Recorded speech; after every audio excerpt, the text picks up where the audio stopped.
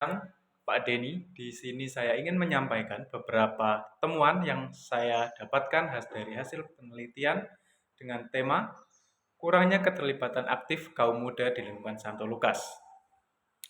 Sebelum masuk ke inti permasalahannya, di lingkungan saya itu terkenal dengan lingkungan yang paling banyak kakaknya daripada lingkungan-lingkungan yang lain. Di lingkungan saya itu terdapat 48 kakak. Dari 48 kakak tersebut, sekitar 50% lebih itu didominasi oleh kaum muda. Tapi sangat disayangkan, kaum muda di lingkungan Santo Lukas itu sangat minim sekali yang datang untuk mengikuti kegiatan lingkungan, kur, ataupun kegiatan yang berbau dengan liturgi lainnya. Kaum muda di daerah saya malah lebih tertarik pada hal-hal yang lain daripada misa ataupun kegiatan. Contohnya itu mereka lebih tertarik mengikuti kegiatan di sekolah atau bahkan kegiatan di desa tapi yang tidak mengandung unsur liturgi. Contohnya itu seperti kayak kerja bakti dan lain sebagainya. Jadi ketika ada doa lingkungan ataupun hal-hal yang lain, mereka itu justru bahkan enggan untuk datang meskipun itu ada tamu penting yang ingin menghadiri kegiatan tersebut. Tanpa berlama-lama, langsung saja kita masuk ke pokok pembahasannya. Poin yang pertama, masalah yang sering timbul itu rasa malas. Tentunya anak muda di zaman sekarang itu lebih mengutamakan mood kalau mengikuti kegiatan doa lingkungan. Contoh simpelnya saja seperti teman-teman saya, kalau lagi malas, mereka bahkan tidak mau datang sama sekali.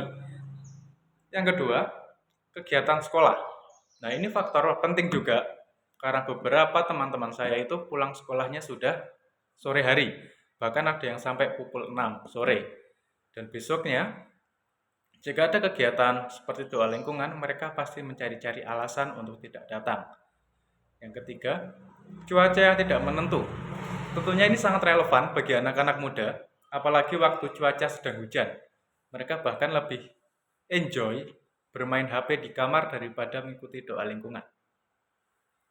Berikutnya, faktor HP atau gadget. Nah, yang saya lihat kemarin setelah hasil wawancara itu, mereka lebih mengutamakan atau lebih asik berada di dunia maya daripada ikut serta dalam kegiatan lingkungan. Yang selanjutnya, tidak ada teman sebaya. Di lingkungan Santo Lukas, di tempat saya tinggal itu, jika tidak ada pemuda yang ikut serta, mereka juga enggan untuk ikut. Jadinya kayak mereka itu malas kalau cuman isinya orang-orang tua saja. Berikutnya, faktor internal yang menjadi faktor utama penyebab anak-anak di lingkungan Santo Lukas itu tidak mau menghadiri. Tidak adanya kaum sebaya itu menjadi alasan utama bagi mereka sejauh yang saya ketahui saat ini. Berikutnya, kesibukan akademik seperti ujian, PKL, ataupun kegiatan di luar lingkungan itu menjadi penghambat mereka untuk mengikuti kegiatan di lingkungan. Berikutnya, faktor pastoral. Undangan kegiatan itu lebih bersifat umum, jadi tidak ditunjukkan khusus untuk anak-anak muda. Jadinya mereka untuk datang itu berpikir dua kali. Kalau saya nanti datang ke sana, kalau isinya orang tua saja, saya pasti malas. Mereka berpikiran selalu seperti itu. Yang berikutnya, dominasi umur dewasa. Untuk saat ini kebanyakan kaum dewasa daripada kaum muda yang mendominasi di lingkungan saya. Meskipun jumlah kaum muda itu lebih banyak daripada kaum dewasa. Jika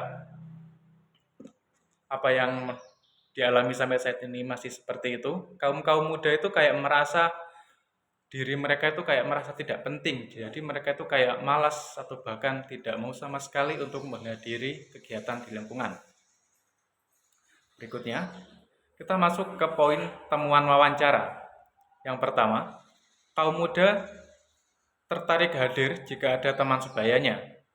Poin berikutnya, undangan yang diterima adalah undangan umum untuk umat, bukan untuk pemuda.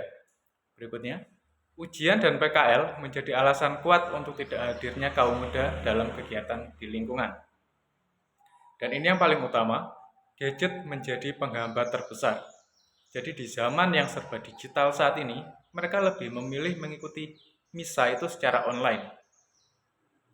Kesimpulan dari seluruh hasil yang saya temukan, kurangnya keterlibatan kaum muda disebabkan oleh kombinasi faktor internal, antara lain rasa malas, gadget, dan faktor eksternal, sekolah dan cuaca, dan pastoral atau program yang tidak relevan.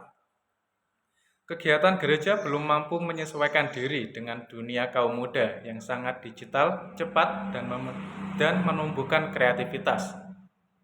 Untuk meningkatkan partisipasi, gereja perlu melakukan pembinaan pendekatan pastoral yang lebih kontekstual, kreatif, dan ramah bagi kaum muda. Gereja juga dapat memperbaiki komunikasi, memberi ruang peran, serta menciptakan kegiatan yang menarik dan sesuai minat kaum muda zaman sekarang.